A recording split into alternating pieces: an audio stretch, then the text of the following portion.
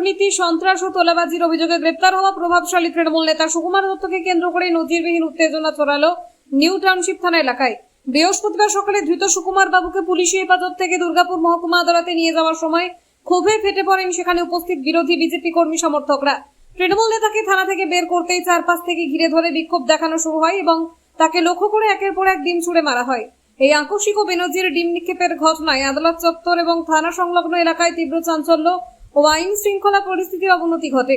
উত্তেজিত জনতাকে ছত্রভঙ্গ করতে এবং পরিস্থিতি নিয়ন্ত্রণে আনতে পুলিশ বাহিনীকে রীতিমতো নাকাল হতে হয় এবং ব্যাপক বেগ পেতে হয়। শেষ পর্যন্ত কড়া নিরাপত্তার ঘেরাটোপে পরিস্থিতি সামাল দিয়ে ধৃত তৃণমূল নেতাকে আদালতে পেশ করে পুলিশ। এই ঘটনাকে কেন্দ্র করে দুর্গাপুরের রাজনৈতিক মহলে ব্যাপক উত্তেজনা তৈরি হয়েছে।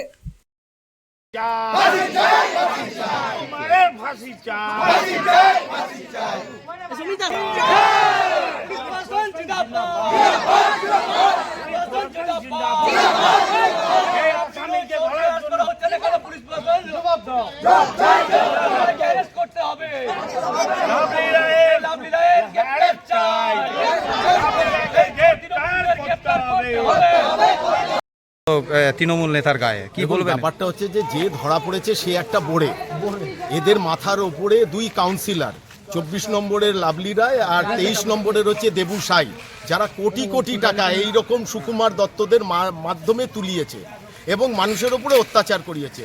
আমাদের পরিষ্কার দাবি হচ্ছে যে দুটো মাথা এখানে এইসব করিয়েছে, অর্থাৎ এই দুই কাউন্সিলর, এদেরকে ইমিডিয়েট গ্রেপ্তার করে ভেতরে পড়তে হবে। কারণ মিনিমাম এই 15 বছরে এরা মিনিমাম 8 থেকে 10 কোটি টাকা এই দুটো ওয়ার্ড থেকে তুলেছে, আর এই সুকুমাররা তাদের হয়ে তুলেছে এবং তুলে নিজেরা ভাগ রেখেছে আর 75 ভাগ এদেরকে পাঠিয়েছে। তাই আমাদের দাবি এটা ছিল, আমাদের দাবি ডিম মারা নয়।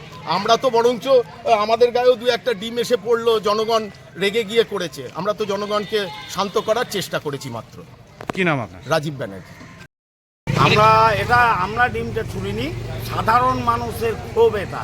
ওর পাড়ার লোকে যাদের জমি দখল করেছে, যাদের কাছে তোলাবাজি করেছে কোটি কোটি টাকা, যাদের উপর অত্যাচার করেছে, যাদের সন্ত্রাস করেছে, এটা তার ফসল। পাবলিক করেছে, আমরা কিছু করিনি। আমাদের রাজ্য সভাপতি এবং মাননীয় মুখ্যমন্ত্রী নির্দেশই দিয়ে দিয়েছে কোনো তৃণমূল নেতার গায়ে হাত দেওয়া যাবে না। আমরা হাতও দিন, প্রশাসন অ্যারেস্ট করেছে, প্রশাসন নিয়ে গেছে কোর্টে। এবার মানুষ ক্ষোভ দেখিয়েছে, আমাদের তো কিছু করার নেই। যা 15 বছর অত্যাচার করেছে, এখনো মেন মাথা বাকি লাভলি রায়। কিছুই করা হলো 24 নম্বর ওয়ার্ডের মেন মাথা লাভলি রায় এখনো বাকি। কি পদে ছিল? সুকুমার কোনো পদে ছিল না, এর ছিল হচ্ছে উত্তম মুখার্জি, বাপি মুখার্জি ছিল এর আসল হত্যাকর্তা বিধাতা।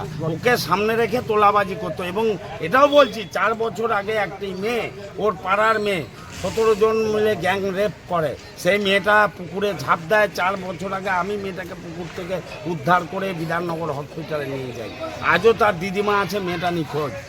17 জন মিলে বিটু কোয়ার্টারে গ্যাং রেপ করে।